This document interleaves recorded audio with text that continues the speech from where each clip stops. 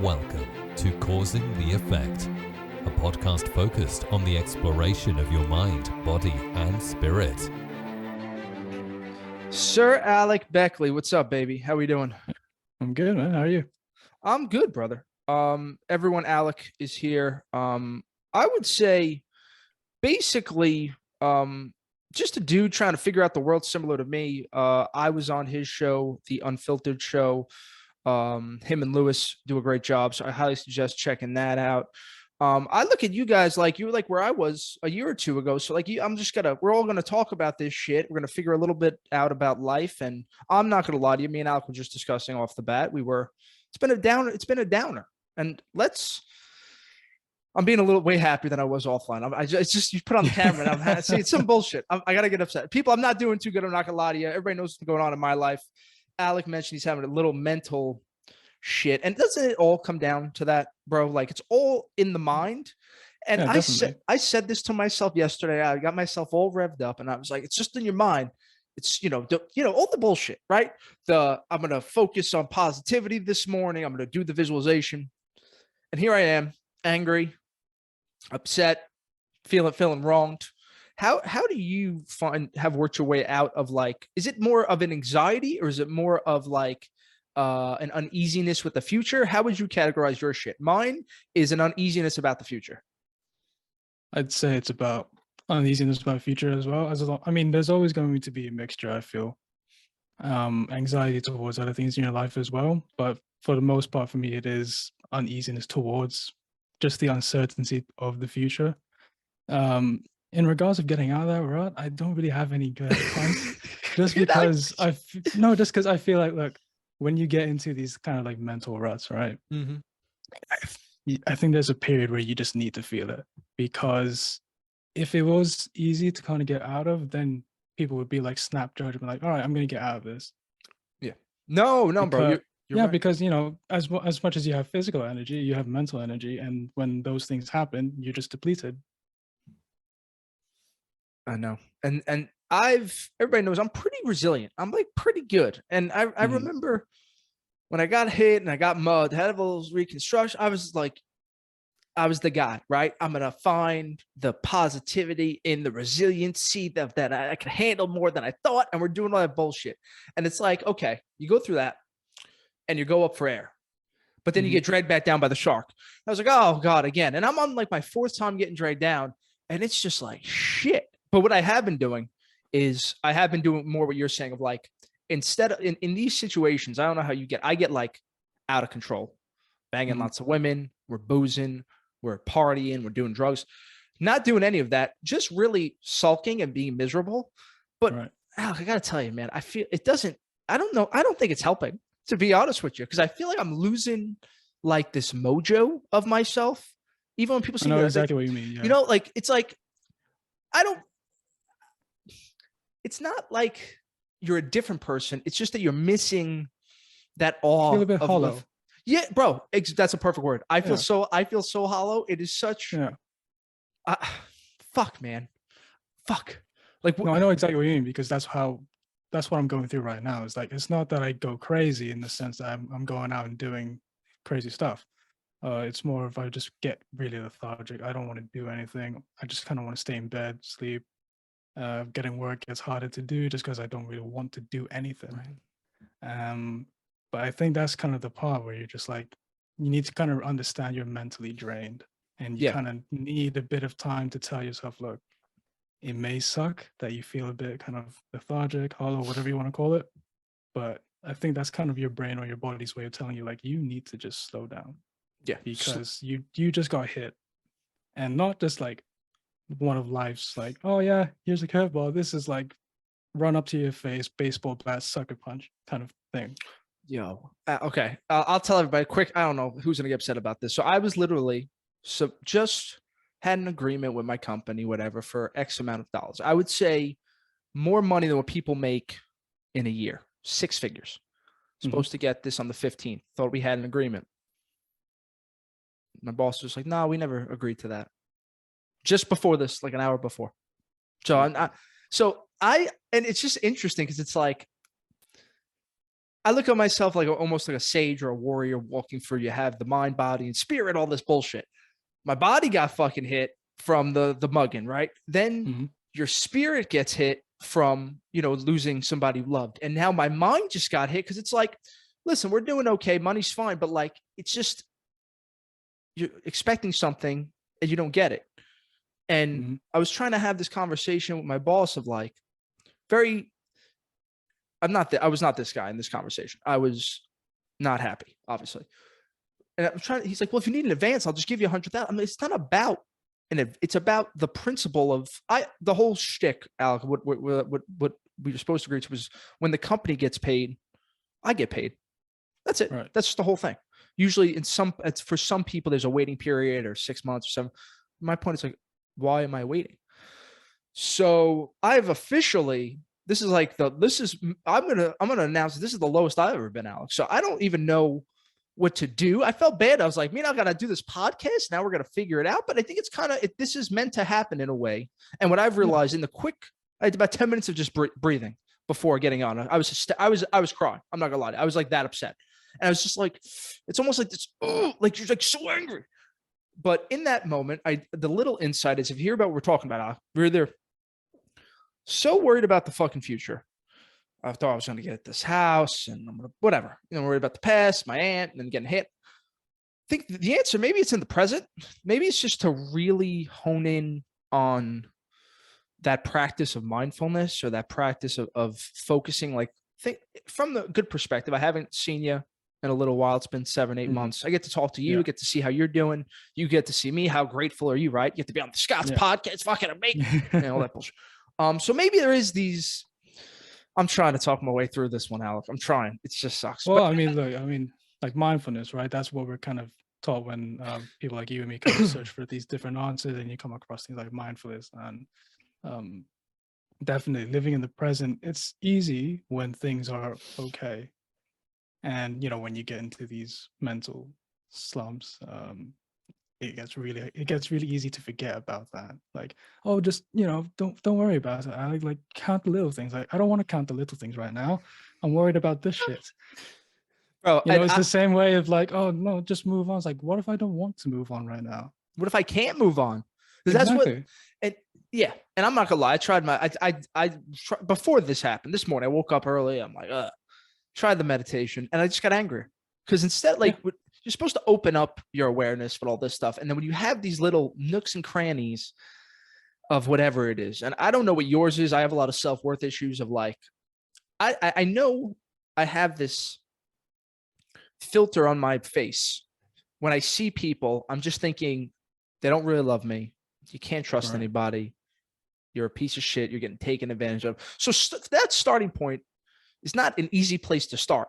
So then when you have that, like, when you start really looking, you're not looking for it. When you have it there, it's like you're going to see that more, right? That's the reticular activating system. And now it's just like, shit, bro. Do you love me, Alec? Sure.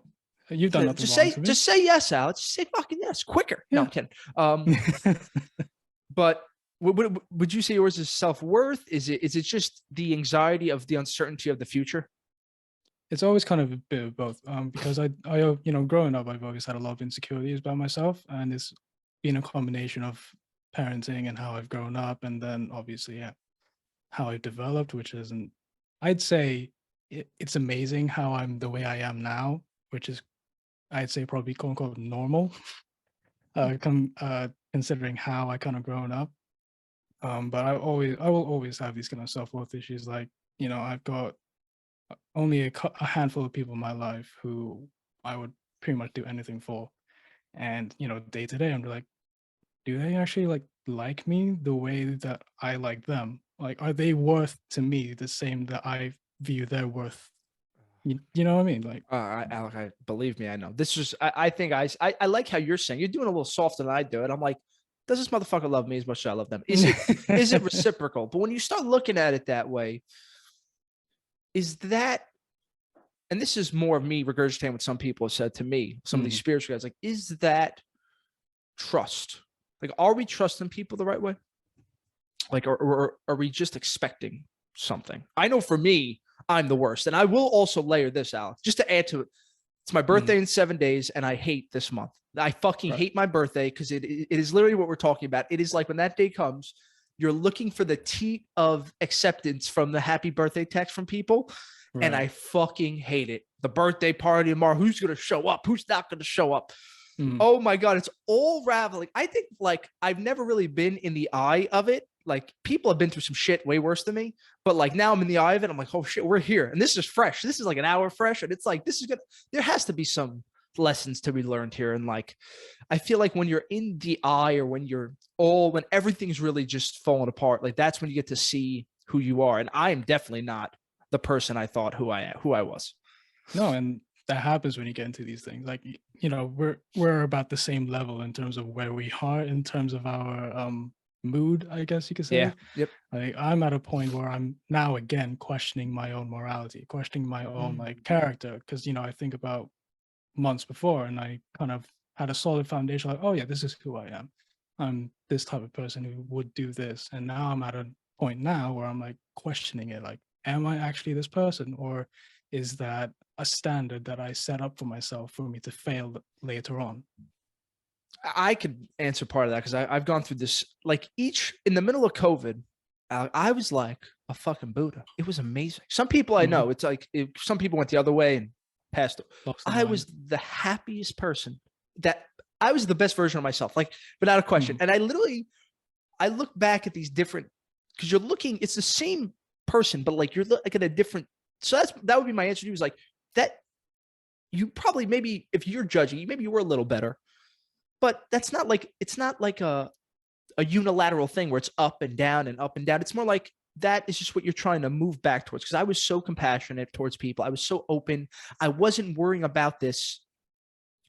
I'm doing this for you. And now I'm looking at I wasn't even worried about that. I was just worried about giving.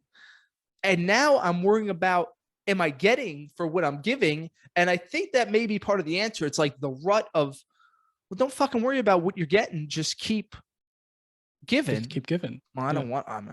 No, I don't want to. That's the issue. That's no, but I the get issue. what you mean, right? That makes sense. You want to be this compassionate, kind person, right? But there's only so much that you can give before you start to question, like, are you receiving the same amount of love that you're giving out to the world? And when you kind of come to the realization or kind of thought of like, maybe I'm not, that's when you kind of get into the danger of thinking of like, maybe it can like corrupt your soul a bit. Like now you start thinking like, oh, well, maybe I should start taking a bit more then. Bro, I know. Which or is just not super dangerous. And even worse than that, it's like just not giving at all. Then you're not giving, and like you're just at a standstill. And for me, I've seen this shift of that person. And I was also doing so much more as far as like, I would be up at 4. I still wake up relative. It's just hard. It's just like, it was just like did the gym today. It just wasn't like when you really do something right, when you fucking crush a gym workout, it's like you earned it. I did not earn it today. I was like on the phone, you're back and forth. I wasn't even there. And you end up becoming like this. I like that word hollow. I'm going to use that a lot now. Like a shell of yourself. And then you keep trying to like reach back to the person that was there. And I was writing like 3 hours of comedy a day. I was still doing the podcast. I was still doing the company. And the funny thing of that was I made probably half the amount of money during COVID than everybody else made than like I would usually make. And now, it didn't even matter. And it's just putting all these realizations into me like, oh, like money really doesn't even matter. Like money's not even the thing that just got me so upset. Like it doesn't even really matter, but it's just a principle of integrity of this coming back to this of giving and taking with people. And I do think, like, do you think you could, or anybody could objectively answer that? Like, are you getting the equal amount of love from the world that you're giving? Like, can we even answer that? I don't think you can truly answer. I mean, you can get people who are in a positive mood and be like, oh yeah, definitely. And then you can get people like who are in a state of mind, kind of like you and me, and kind of think like, maybe not. But it's all a balance. And recognizing that balance in life is very hard from time to time. How has the podcast, how have you seen your mindset go along with the podcast. I know these things usually just help. Yeah. It's like, it's just so funny. Like I think I'm making a little money. You're probably not at monetization yet, but like these are things that are so simple. Like just talking to somebody real about their shit. Like I'm so happy we're doing this. And now I'm like, oh, Yeah. I'm so, because Alec, if you came in here and you were like, Scott, let's fucking do the whole thing, I would have been like, this motherfucker. Like, how has that been going through? Because I know you had Dr. Rishi on, which is beautiful, spiritual, Yep. monk. Then you had Emily on, you had Teresa on, like all these. Check out, if you guys liked my guests, Alec had Emily Sanders, which was psychotherapist. Like, how has that been with your mental health? And I will say one thing that did upset me is I did see, I'm going to call you out now. All right. No episodes, bro. October and November. What happened? Oh yeah. So both Lewis and I were kind of going through a thing, and I was the one who This was is what we're talking immediately about. like, This is yeah, what yeah. we're talking about. Okay. So for that little bit couple months, so Lewis and I were kind of going through a thing individually, not with each other. And we kind of just decided, like, look, it's not like we're making any money from this podcast. Let's just take a break. Let's just take it easy for the rest of the year and then regroup back. And in terms of how the podcast coincides with our mental health, I think it definitely helps a lot. And, having these guests on, especially like people like Dr. Rishi and Emily Sanders, who are focused on spirituality and as well as like the human mind, we kind of get a release through them, just because we can not only ask questions for our viewers, but for ourselves as well. Because at the end of the day, we're still just trying to figure things out. Yeah, exactly, bro. It's the path of spirituality. Everybody thinks it's going to be like, and I'm sure it is at some point, but I think right when you start, that's how it gets you. The peace, the stillness, the lesser anxiety. But then you hit like the medium level and it becomes, this is how I feel like I'm living in the Matrix. Nobody realizes they're in the Matrix, but I realize they're in the Matrix, but I can't get myself out of the Matrix. Does that resonate with you at all? Yeah, you're aware of it, but now you just don't know how to get the hell out and reach that final place. And you can't really, like, you could become, I think what mindfulness does, it's great to become aware, but if you're aware and you can't quite handle your emotions or even change your emotions or be the master of your emotions, it's a mess for times like this. That's what that's like. Cause I would say I'm in the intermediate stage of this, of being a spiritual person, 6, 7, 8 years. And this is where most people fall off because like, this is the hardest part. They would say in the hero's journey, like the middle part is the trials and tribulations. And that's usually where everybody usually just jumps off. The hero just everybody quits their shit. Yeah. But we are in it, bro. We are in the eye. And they say the next step is supposed to like there's a mentor coming or like the Gandalf or the fucking like Obi-Wan. I'm waiting, bro. I'm waiting, Alec. I don't see nobody coming. Yeah. I mean, I never thought of that, like waiting for a guide in a sense, just because I've kind of adopted a mindset from a very young age that I'm going to have to do everything myself. But in terms of like that whole journey, I've actually recently kind of compared it to like, working out, like a fitness journey, in the sense that we shouldn't really be focused on the destination rather than falling in love with the process. Yeah. And if you how people are like, oh, I want to lose weight. I want to lose like fat specifically, maybe. And they start doing it. They think it's working. They see progress and then they hit a plateau. And they're like, oh, I'm never going to reach it now.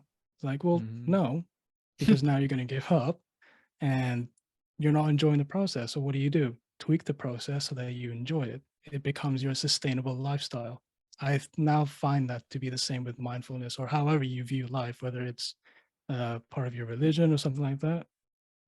And I think keeping that really close to you and like, because if you think about what we're talking about, uncertainty about the future, depression about the past, whatever, that's not enjoying the moment. That's the opposite, right? We're sitting here just going like it analytically, you know what to do, but I think it's almost like a conditioning of your mind. Like you almost like, why would I keep being like thinking about this one thing that annoys me? Like you almost like the feeling of the pain instead of not feeling anything, instead of just being hollow.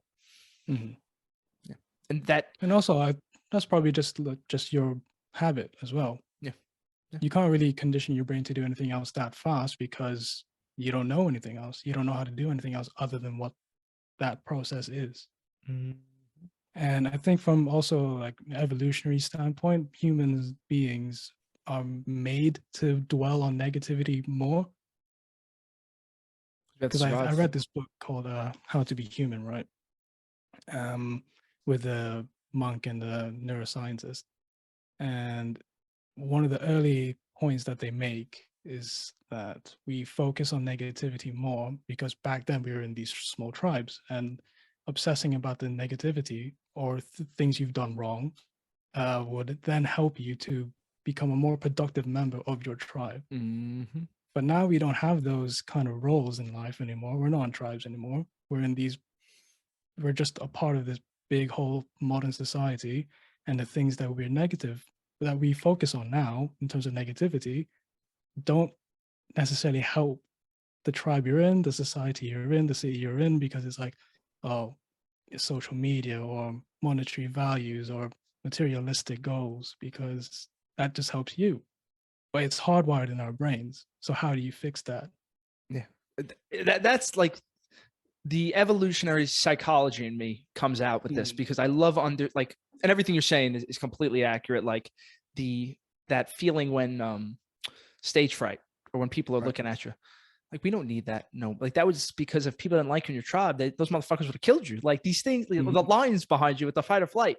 And we're in this interesting part where I think social media, pick your poison of whoever, the healthcare system, these people take advantage of the way we're hardwired. Marketing, they take advantage of it and kind of emphasize that feeling of lack or that anxiety. Oh, you're missing the Givenchy shoes or the bag or the Balenciaga shoes.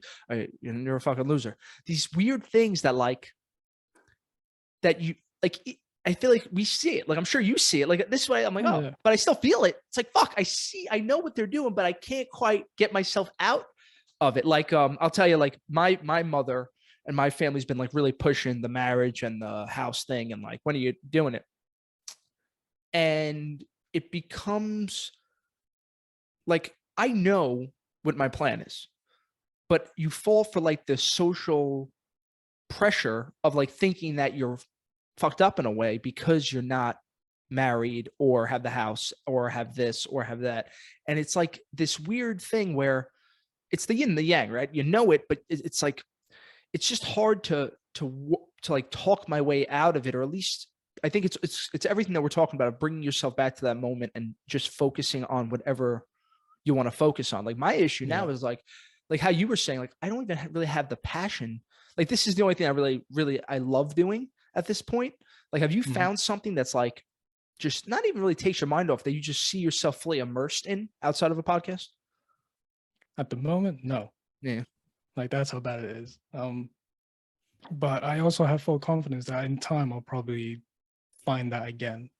Whether it's stuff I already know that I kind of lost it just for now, or maybe it's something new down the line. I'm just kind of focusing on the fact that, look, I know I'm kind of shit at the moment and I need to heal. And I need to focus on that. Yeah. And how's Lewis doing? Yeah, he's going good. Yeah. Like those couple months that we kind of decided, like, yeah, we need to stop, did wonders for him.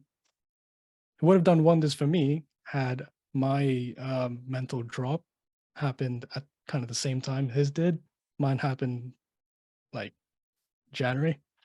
Okay, so you were on a little bit of the lag. Yeah. Now you're in London, or England, you said.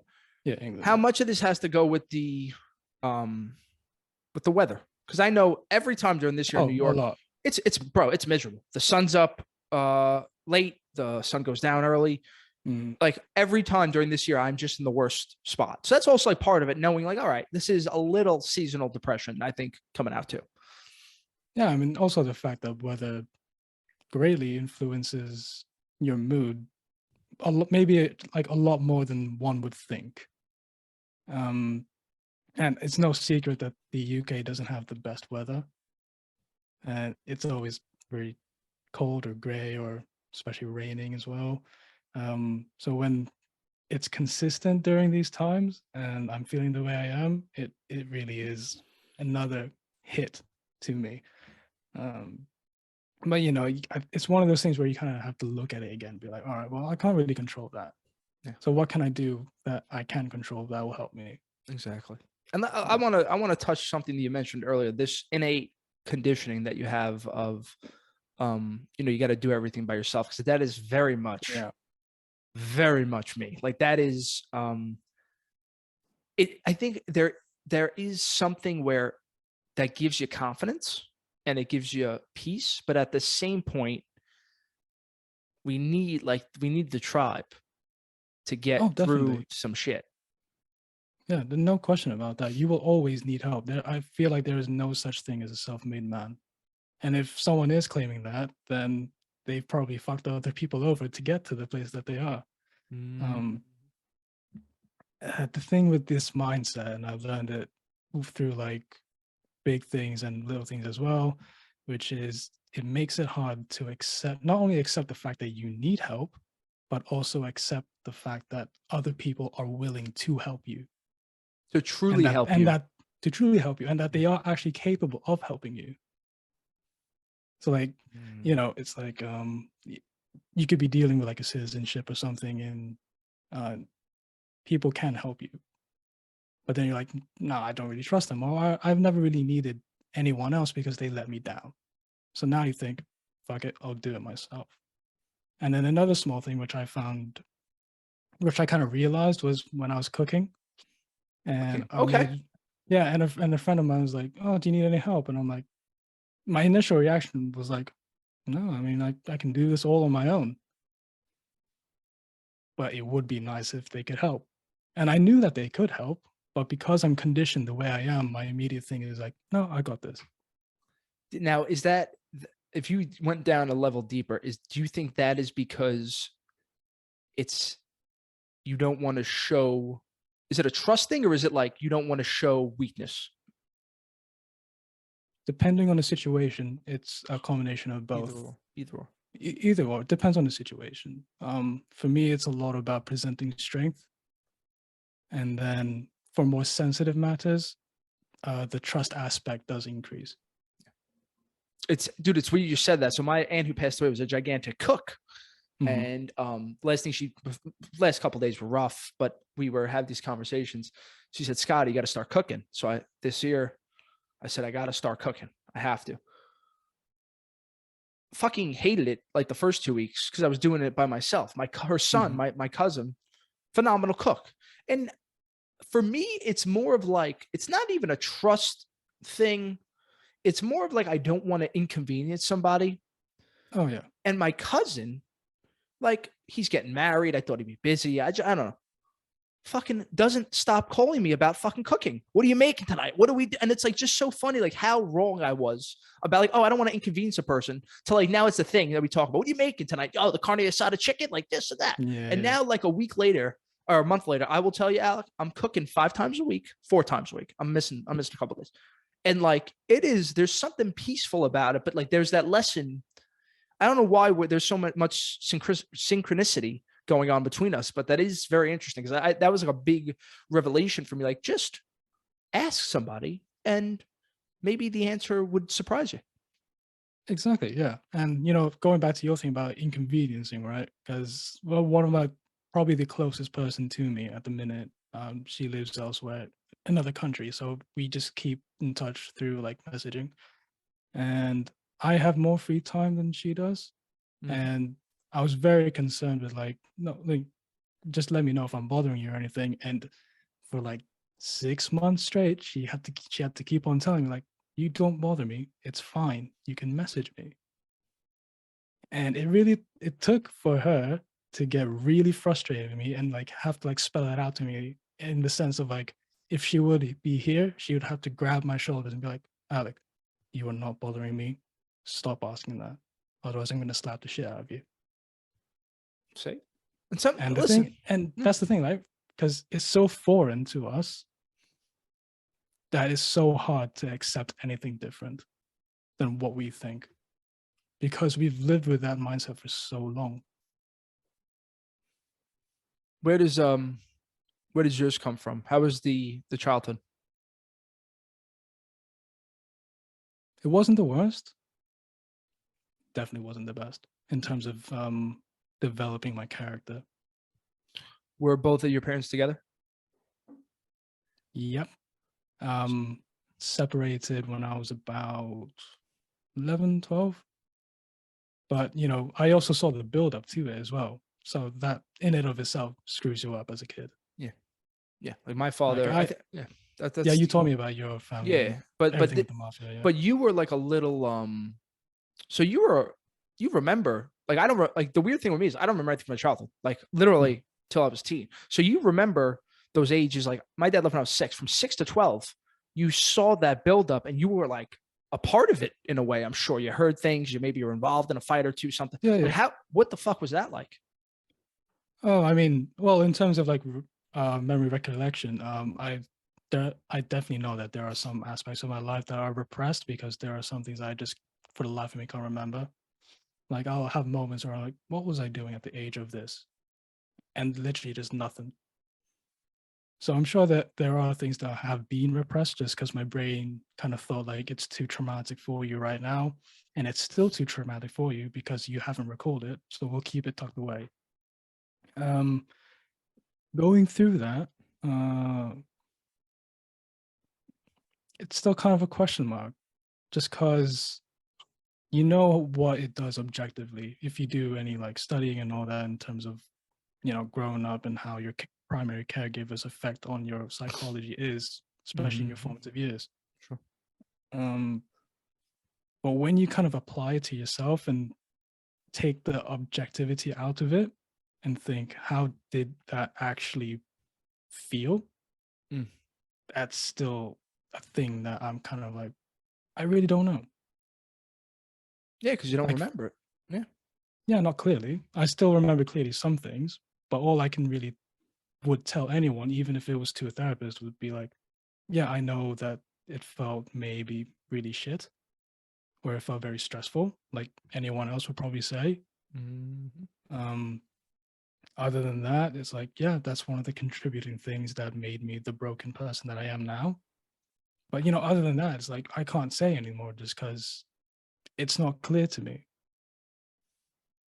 And I think that that's a very like humble thing to say. Like that's really all I can say was what I feel and what I remember and etc. Because when you're going through that, like I used to say, I had a lot of great guys, like truly great men around my life, my cousins, my uncles, and I would say, well, it doesn't really matter. Like if you don't have your father, it's just kind of taking up the spot with these other guys. But the truth is, the psychology, the science shows like you are missing something if a parent isn't there.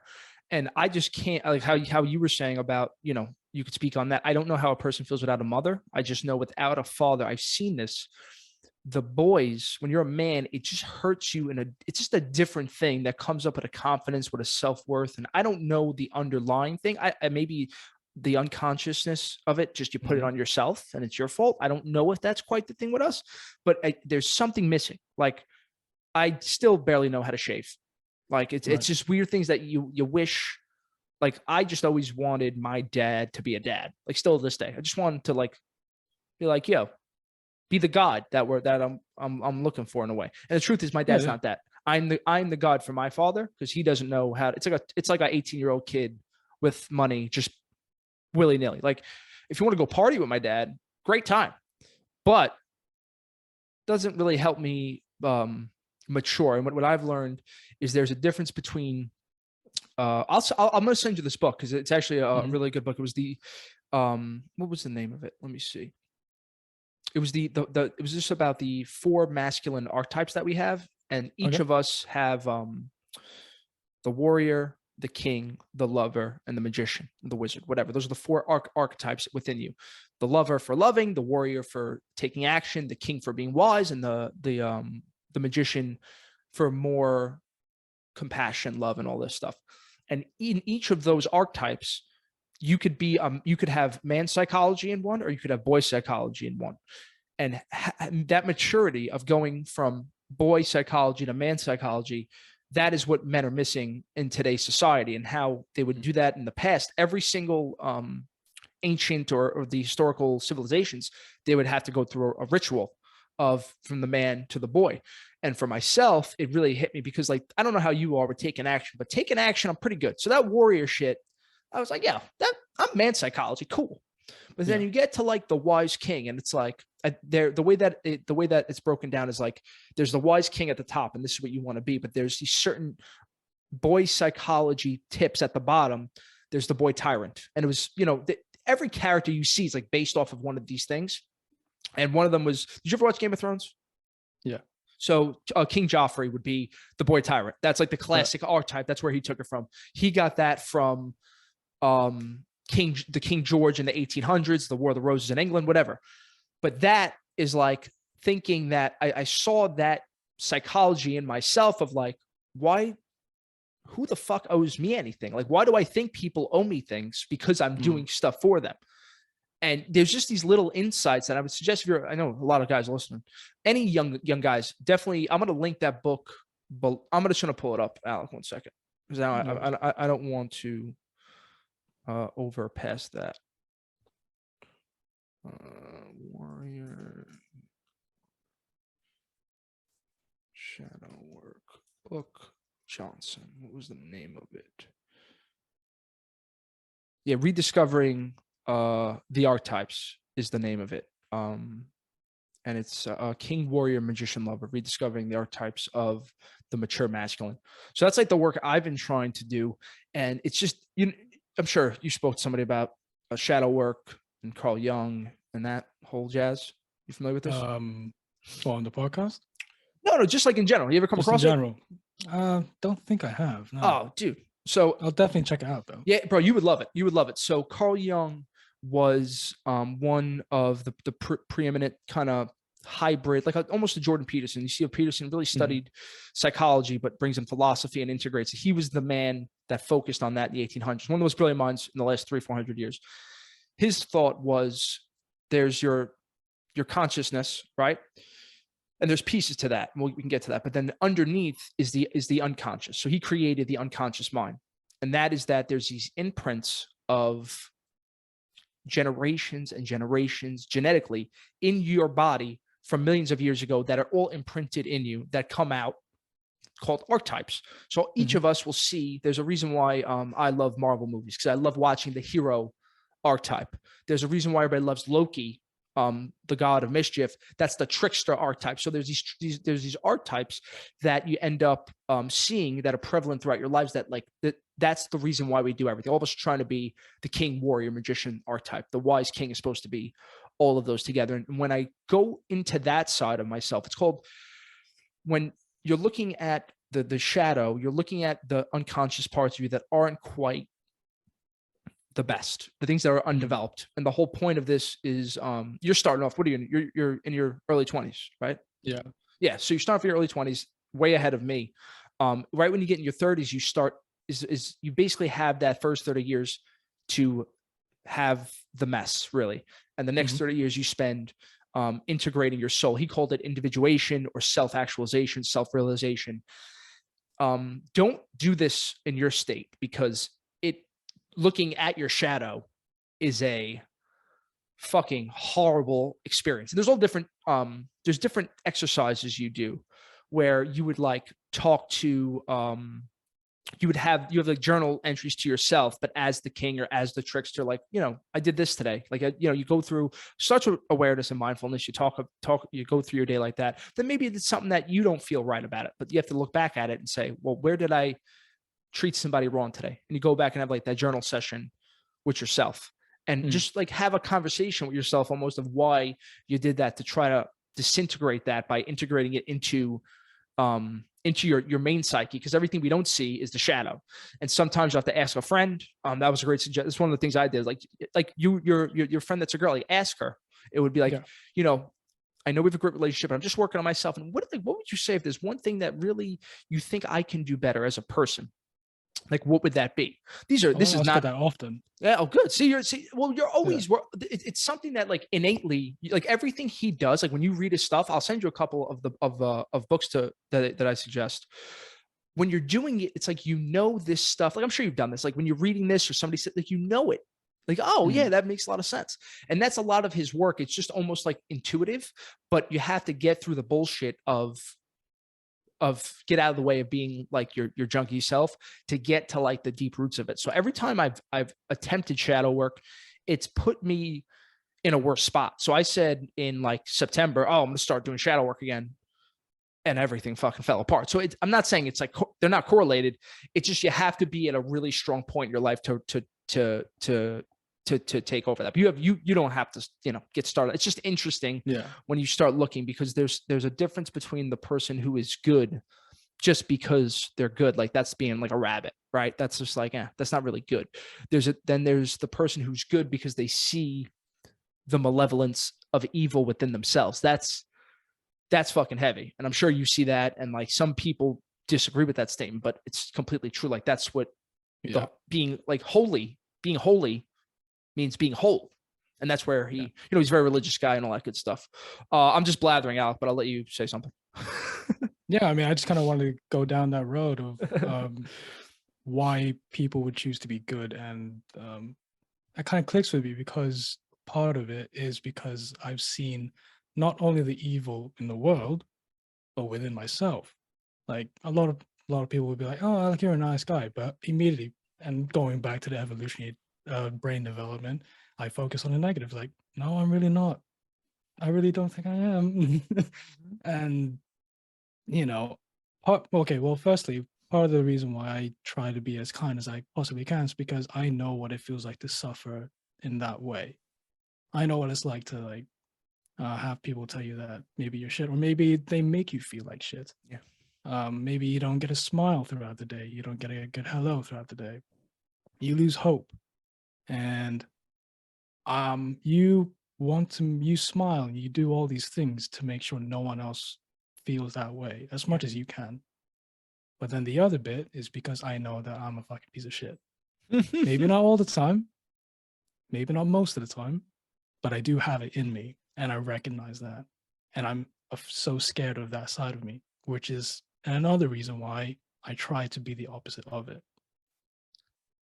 So you really have been doing like some shadow work without even really knowing it, because that's the whole point, is like you're already there's people who, I think everybody is that way, Alec. I think if you there's people who obviously would tell you, no, I'm really just a good person. It's not true. Like, or you're not aware. You're just exactly. Like if I meet a guy who's genuinely nice, right? I'm gonna think, yeah, he's genuinely nice. But in my back of my mind, I'm thinking, oh, I better not piss him off. Because it's like, those extreme levels, right? If someone can be this nice, they can also be this evil. And but it works vice versa, because if you come across a guy who you think is an asshole, you kind of also think, oh, but maybe he has also the potential to be equally as decent of a person, human being. Yeah.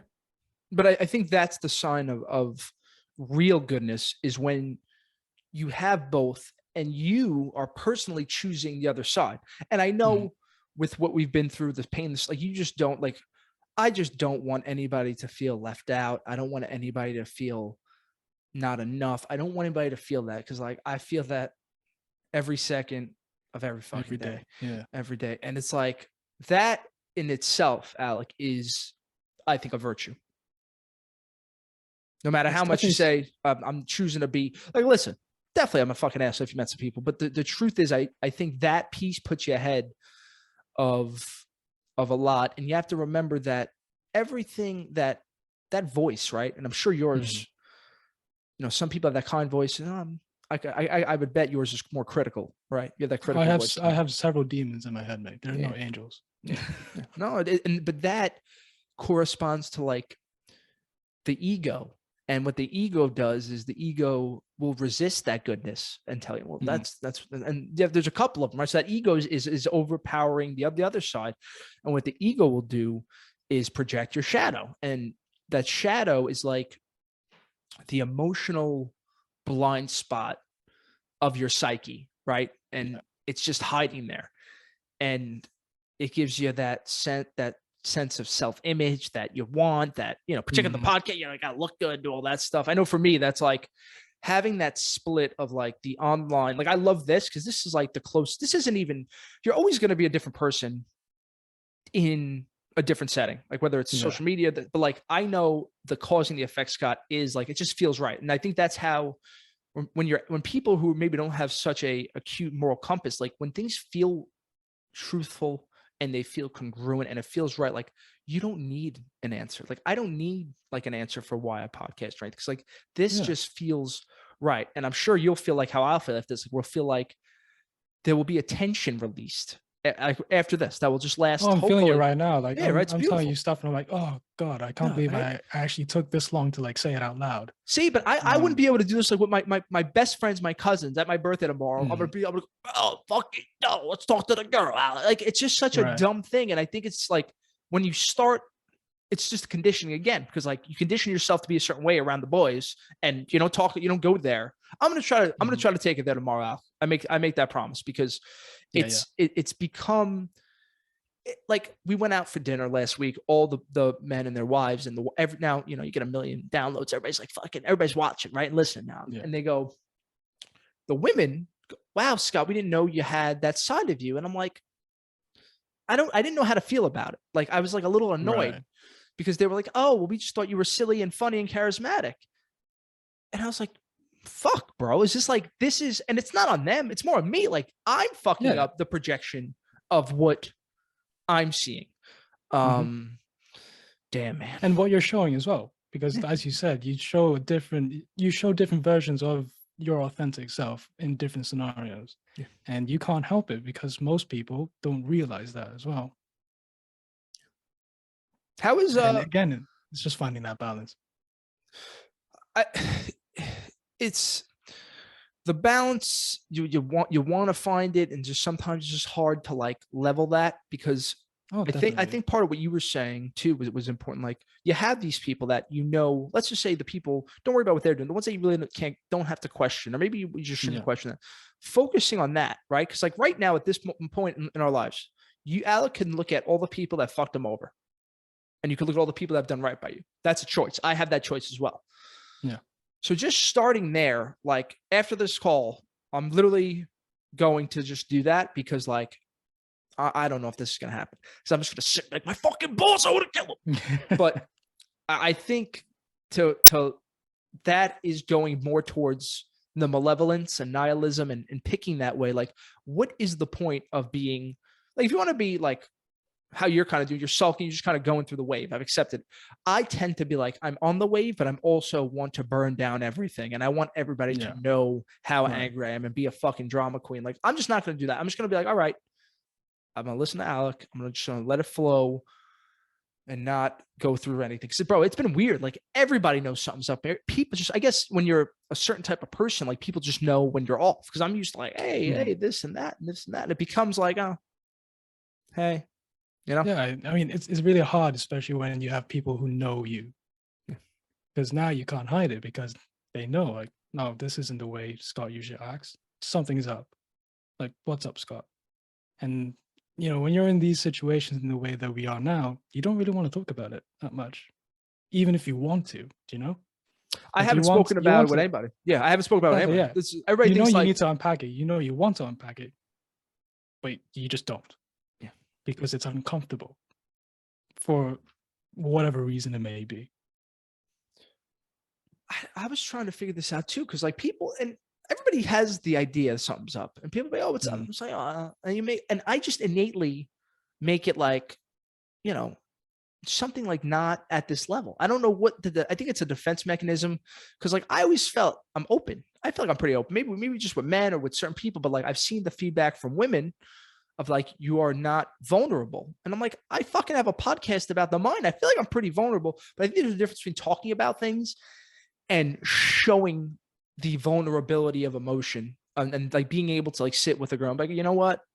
I really don't feel comfortable talking to you and opening up and trusting you and having like these real conversations, instead of just going to like default Great Scott mode and being whatever fucking nonsense. I mean, it's one thing to talk about it in this like sort of platform where it's all you, right? Because this is where you feel most comfortable, because this is where you have the most control. This is your platform.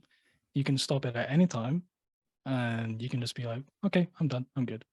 But when you're in that face-to-face situation, with someone and you bring up these topics, you get into these deep conversations, that's when it's very uncomfortable because now you are just in it. And there's no going back. And I think there is something when you're looking at somebody in the eye and you see like, yeah. And I think some of that you haven't had too bad, experience with women. I hope like you go through a divorce, you go through this. And when you have a person who like use that stuff against you, like, bro, I will just tell you, a defense mechanism. Bro. And the thing I didn't even realize, like I thought when I started the podcast, you're just going on the up. You're like, life is good, baby. It's all fine. You're like, yo, and just let me just say for people listening, anybody, you two out, don't ever say this to the person with, you're going to end up like your ex, or you're going to end up like whoever. Like my ex would say, you're going to end up like your father. And I was like, right. Oh my God, please nobody say that. Like that shit still, I don't want to tell any woman anything to let the pettiness of them like end up fucking me over. And it's like, you're really taking a bad situation and expanding it to every woman, which it's not fair to them. It really isn't. It's not fair to anyone. Not fair to anybody. Yeah. Yeah. That's why in terms of like conversations, I always try to come to conversation through at least like a decent place in my mindset. Like if we were to talk, right, and we got into an argument, I'd be like, all right, Scott, let's just take a breather. I don't want to continue this conversation while I'm this mad or this angry, because I will say something that I will then regret, whether it's just me saying something which I don't want to in a particular way, or I say something to you that is malicious. See, you're a better man than me. Listen, sometimes I'm in it. I'm not in it now. I'm just ready to rip, roar, and roll. Like I'm not gonna lie to you. I'll tell you what happened at the gym this morning. Go ahead. This is not a good story. This is gonna be Shadow Scott. I got to work on. Oh God, I'm such a dick. There's a pretty sexy girl next to me, and she has a nice booty. And I'm looking. Listen, people, I'm a savage in a way. Like when I'm single, I'm just looking. Her boyfriend's next to her, and I didn't see him. If you're standing next to, I'm not gonna do that on purpose. But I was just looking. No, I'm a guy as well. If I'm in your situation, I'm not noticing anything else. Yeah, totally. I was right up till then. The dude now he says something to me, not like. I don't even know what he said. Nothing like over the top. He may have came at it like bro, I'm with her or something like that. So he throws the card and I Uno him. I just fucking Uno'd. This dude just caught the flame. And I was like, I got off the elliptical, got in his face. I was like, bro, what are you going to do about it? What a fucking asshole. I still can't believe I said that. Like, who the fuck am I? Bro, if somebody comes across this and you know him, I'm so sorry, dude. That is such a terrible, and like, that's that ego coming out. That was the warrior. Yeah.